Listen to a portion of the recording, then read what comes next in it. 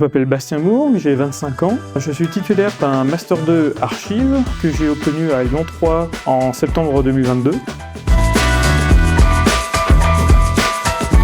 Suite à mon premier poste au centre de gestion du Rhône et de la métropole de Lyon, j'ai donc commencé ma mission le 3 juin 2024 et elle devrait normalement se terminer le même jour, mais cette fois-ci en 2027. Ce qui devrait me laisser assez de temps pour classer le fonds moderne qui représente environ 50 mètres linéaires non classés, c'est-à-dire les archives de 1790 à 1940.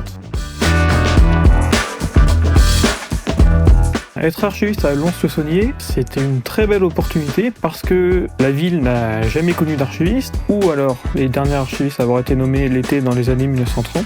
Donc ce qui revient à dire que rien n'est classé et donc tout est à faire. Lons étant ville-préfecture, c'est probablement l'une des dernières villes en France à ne pas avoir de service d'archives. Et à avoir ce poste, pour moi, c'est une opportunité de classer le fonds d'archives moderne.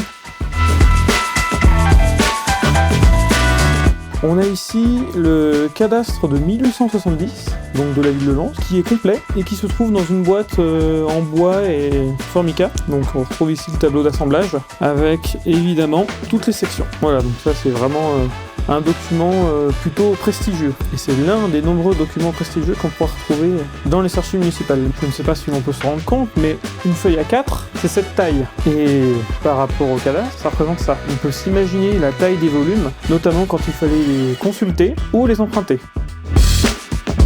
Lors de la mise en place de l'éclairage public par le gaz, plusieurs communes aux alentours ont demandé à la ville de Lons comment elle s'était prise. Et dans l'un de ces courriers, il était indiqué « Bien que nous soyons dans le siècle des Lumières, nous n'y voyons rien ».